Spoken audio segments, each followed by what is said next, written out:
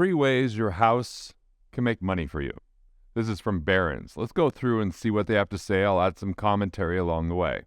Financial planner Milo says he has a client who did something she never expected to do.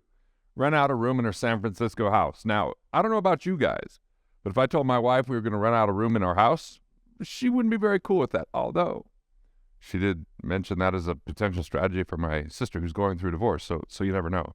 It says the extra income of $15,000 to $20,000 a year combined with a part-time job allowed the woman to avoid drawing from her retirement savings. Okay, well, so don't use the money that you saved up for retirement. Set it, forget it, delay it. You scrimp, save, sacrifice, defer, and then you finally have a nest egg and you don't touch it. So what happens if you don't spend that nest egg? When retirement savings, you can pass it on to a spouse completely tax-free. You can do what's called a stretch IRA and potentially make it more tax delayed to your heirs. But eventually you're gonna have to pay tax on that. And any money you don't spend has a negative 100% return for you, the individual. So yeah, I like that this is about being more resourceful and maybe a good idea for some, especially if you're really struggling because of inflation. But to avoid drawing from retirement savings, you got to realize these institutions want you to do certain things. They want your money on a regular basis and hold on to it for as long as possible. Most retirement plans get the money automatically taken out. There's restrictions to get to it till 59 and a half. And when people finally get to retirement, they find out most of these were just tax deferred, not true tax advantages, because they still have to pay tax on the way out. And if you hate paying taxes now, you'll probably hate paying them in the future. So she ended up liking having the company of someone staying at her house. The article says the person said it made the house more of a working asset for her, who is based in San Francisco himself, Benningfield said, right? So their house is the biggest financial asset for millions of retirees and empty nesters, and many are mismanaging it, experts tell Barron's. So now look, I don't think that your house is your greatest asset, because I would define asset as something that create cash flow for you. We've been trained, taught, and indoctrinated to set it and forget it and wait for one day, someday, contribute money without cash flow. And assets without cash flow are lazy assets. And the notion of getting to retirement and then creating cash flow from your assets kind of lulls us to sleep, because we don't create cash flow with our assets if we follow these philosophies over our entire lifetime. What if you start creating financial independence from the beginning? Having enough cash flow coming from your assets to cover your basic expenses. Learn to become a cash flow investor, and it can set you free. And then what happens is when your assets will cover the cash for your expenses, every active dollar you earn, you can build more assets and get exponential growth that way, versus trying to get, growth through compound interest, which if the market's down, that's going to impact your compound interest. If there's fees, that impacts your compound interest. And compound interest looks pretty measly over the first 10 years. It takes 20 or 30 years for that to kick in. I want you to become financially independent in 10 years or less. And we've got great videos on this. And you can actually go to garrettgunderson.com/freedom for a course on how do you create that freedom of having financial independence. So in this article, it talks about some are living in a house that is too big and too expensive for their current lives, and they could have a big increase in discretionary income by moving to another region with cheaper taxes and housing costs, or even by moving to a smaller home nearby. And we've seen this. There's a lot of people in California that are paying so much tax, they want to move somewhere else, or people are living in cities and go rural. And if that's your preference, if that's aligned with your quality of life, then great. But what if that's not your quality of life? What if you live in a place that you love with friends and family? Is just moving to a cheaper area, especially if you're like me. I have a 2.75% interest rate on my home. Right now, interest rates are 7-8%. That's a huge swing. So even if I moved into a different place, like my hometown, I can get a house pretty cheap. I grew up in this place called Price, Utah. It'd be 1/10 of the price, or 1/20th, 1/30th of what I pay for this, but it's not necessarily where I want to live. So it says even people who don't want to move or downsize can take steps to make their home more of a working asset. Renting out a room isn't the only way. They can rent out the entire home when they go on vacation. I've proposed this to my wife. We have an amazing cabin, and I've had people hit me up, say, hey, do you ever rent it out? And the answer is no, we don't. So again, it depends on who you are. Or you could take out a reverse mortgage so you could tap equity in the house without selling it. So this is a strategy when people follow What Would Billionaires Do or What Would Rockefellers Do, my book, which you can grab at garrettgunderson.com/WWBD. It's all about how can you unlock equity because you have another asset called a death benefit, and how you bring that alive right now so you don't ever risk your home if you're, so you can get the most out of a reverse mortgage, because a mortgage is something we pay into. Reverse mortgages, we get money, either a lump sum or some cash that comes in that can be tax-free that's associated with the equity in our house. So in the article, it says, for many people, the house is an economic waste. And I agree with this, right? An economics professor at Boston University says it isn't just that you have too many bedrooms, but that you may not be in the house most of the time because you're at work or visiting the kids or vacation. Well, and a lot of it is just that it doesn't create cash flow. So it's a lifestyle asset, not an asset that creates cash flow and helps improve your financial situation, right? So here's the tips on how to free up money locked in your house. Move to a cheaper area. If you're living in a high-cost area like the Northeast or the West Coast, the savings from moving to a cheaper region can be eye-opening, and so might be the weather. So might be the options of where you can eat. This person also sells financial planning software, did a hypothetical calculation for a married couple living in Connecticut in a $1.5 million house with a $30,000 annual property tax bill. He assumed the couple has $2 million in retirement accounts and $5,000 a month in Social Security income. By moving to a $500,000 house in Tennessee, that's not Nashville, because Nashville is hot as could be, especially Franklin, one of the counties there. I mean, that place is growing and blowing up. So I don't know where in Tennessee, if that's like Knoxville or Memphis, but definitely not Nashville, has no state income tax, and where their property taxes might be $3,000 a year, their disposable income would raise by more than $61,000 a year. That would almost double the spending amount that they had before paying or after paying taxes, housing, future Medicare premiums, and other essential expenses. So look, if you don't have friends around and you don't care where you live, this is a good option. But I want you to also consider quality of life, and that, yes, you can reduce expenses, but there was part of this article saying you could expand your means. You could turn this into a cash flowing asset if that works for you. So this also says you don't have to move that far to get great benefits. There was another hypothetical calculation for a single woman living in Nebraska in a $500,000 house. He assumes the woman has $75,000 or $750,000 in her retirement account and receives $1,750 a month from Social Security. By moving to a smaller $250,000 house in Omaha, she could raise her discretionary income by $11,000 to $42,000. The only problem is, well, what if she's at a 2% interest rate and now she's got to go to a 7.5% interest rate? So this is one of the things that we're seeing as a problem in the economy. There's a demand for homes and rents are going up, but people don't want to sell their homes even if they could, because they'd have to really downsize to have the same payment, because most people don't buy a home based upon purchase price. They buy it based upon payment, which interest rates massively impact that payment. So all this is safe money. The article goes on to say, who moved from Boston to Providence, Rhode Island 3 years ago to take advantage of lower housing costs there. You can't get this from investing in the market. And here's the deal.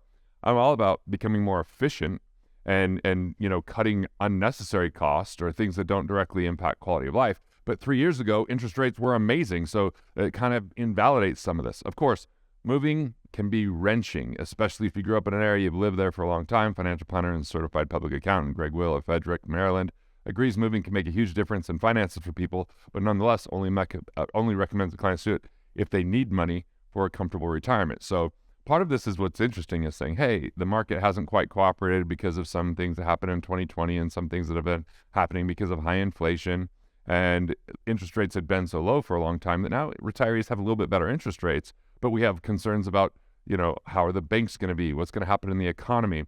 And so a lot of retirement planning is faulty because it's a belief that it takes money to make money, number one, so how much money can you put away? Number two, high risk equals high return. So people took on too much risk in hopes for higher returns, but when they get to retirement, it doesn't do quite what they thought it was going to do. And then number three, how long could you wait? Well, a lot of these retirees are now out of time, so they can't just wait longer. So now they're saying, well, I guess you just have to cut expenses. The reality is, if they would have had a model that says, plug your financial leaks, keep more of what you make. I have a lot of videos on that. Number two, engineer your wealth. How much is your expenses every month, and what would it take to be able to cover that from cash flow from assets? Now, for some, that might be paying off loans, and that improves your cash flow. Others might be creating cash flow by assets. Number three, is where do we have lazy assets, money that could come out from retirement plans? There's things called a 72T that avoid penalty for you to start getting cash flow on that. Or number four, where can you increase your income? So if you're a business, you scale your revenue. If you work in an organization, it's being an entrepreneur and finding ways when you add to the bottom line, either through savings or growth, you could have upside potential. And number 5 is you treat yourself as your greatest asset. It's through financial intelligence, it's through relaxation and rejuvenation. So you have enough to give. You don't run out of life and excitement and zeal. And so retirement kind of gets redefined, that you do things along the way and enjoy it. So plug financial leaks, engineer wealth, accelerate investment income, create cash flow, increase your income. And then number 5, make it count. So the next strategy in here says become a landlord. If you own too big a house and don't want to move, another solution is renting it. It's a way to downsize and stay in a place. Well, right now for me, I'm not in retirement age. I've got a 15 and 18-year-old, and we have one extra bedroom that we use when guests come in town, or sometimes when I can't sleep, I go in there so I don't keep my wife awake. So that doesn't really work for us, even though we have a really large house. So, it used to be that renting out your house for short periods of time was often difficult and burdensome. It's become easier with Airbnb. And okay, so that's a good option for some people. I know someone that became a single mom, and she rented out one of her rooms on Airbnb, and with that cash flow, saved it up and eventually got another home and then used the Airbnb strategy on the other home. Another option is permanently renting out part of your house. This can make particular sense for a widow or widower who might benefit from having a younger person in the house. Some organizations like Nesterly help connect seniors and college students. The students sometimes help out with housework, get relatively cheap housing. The owners get revenue and sometimes a bit of company as well. So that's a good idea for people in that situation. One thing to keep in mind, becoming an Airbnb host or similar subject might subject you to the income tax rules for residential rental property according to H&R Block. The rules can get a bit complicated, but money received from renting your property generally must be reported on Form 1040 along with all your other income. Now, here's another strategy it talks about is borrowing against your equity.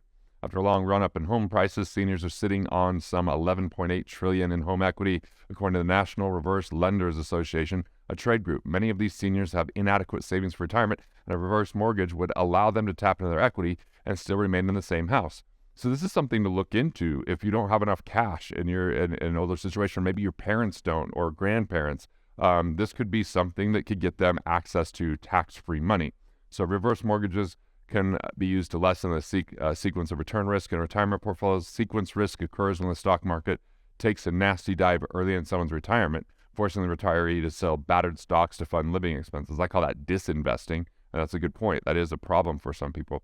So when the market recovers, the stocks are no longer there, and the portfolio takes a permanent hit that can dent a retirement. That's a good point. Reverse mortgage is just a way to create liquidity so that you can spend your home equity in the same way you spend your investment portfolio, says author Wade, who wrote a retirement planning guidebook. That's not exactly it, but it's a good kind of idea overall what they're talking about. One remedy for sequence of return risk is to take money from reverse mortgage when stocks are cratering, or maybe not to be in stocks. We kind of like get programmed investing equals stocks. But do we know with artificial intelligence what that's going to do to stocks, or what flash trading does to skim off the top? Because that's something where when you go to buy, there's someone else that's taking a little bit, or there's dark pools where people are buying at a different price than the average investor, or just economy issues or expense ratios or 12B1 fees, and all these fees start to cut into your returns, and then you have all the volatility and what they talked about here with disinvesting, or what they were actually calling sequence of return risk, which is a different term for it. So research has been done on the subject, and it concludes that retirees could safely withdraw as much as 6 or 7% annually from a portfolio in good times. The problem is that's not true. That's only in good times. If there's any volatility, what's been shown, and this is widely written about, is 4% is the number.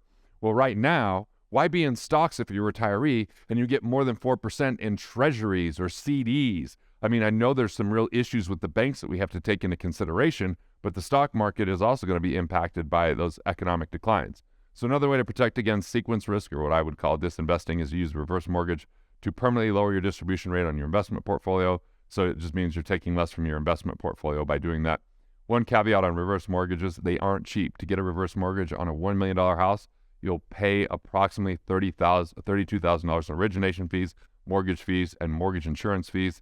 So, that's something to consider. But if it's money that would have just sat there and you couldn't get to, you have to look at how much money did you get in exchange for those fees, because there's some people that get hit with penalties when they take money out of their retirement plan before 59 and a half.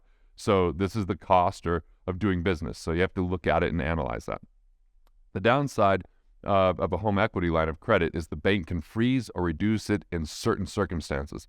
By contrast, the most popular reverse mortgages, the federally insured home equity conversion mortgages, or HCM, guarantees that you'll have a borrowing vehicle for the rest of your life. Reverse mortgages are structured so that any untapped borrowing capacity rises every year, even if the housing market declines. So, for various reasons, including high fees, reverse mortgages have never really caught on. On top of that, the people who've paid off their mortgage don't like going into debt again. I mean, the thing is, you're going into debt, but you're not making a payment on it in a reverse mortgage. So last year, there were only 60,000 of them issued. Mark, now with American Express Institute, did a study that in 2017 found that 14% of seniors could benefit from a reverse mortgage, and yet only 2% have one.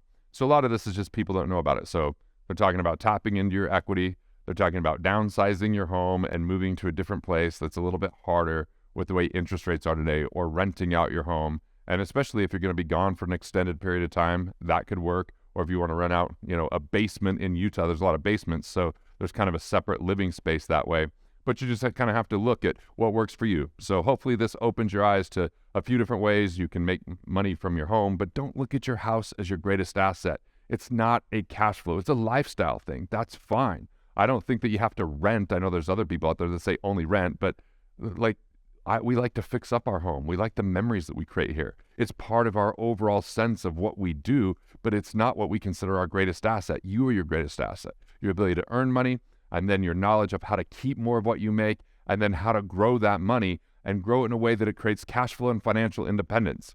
So if you like this video, you should check out other ones where I'm talking about ways that you can keep more of what you make, or how you can engineer your wealth, or how you can accelerate your cash flow, or even how you can scale your income or make it count and have more quality of life along the way.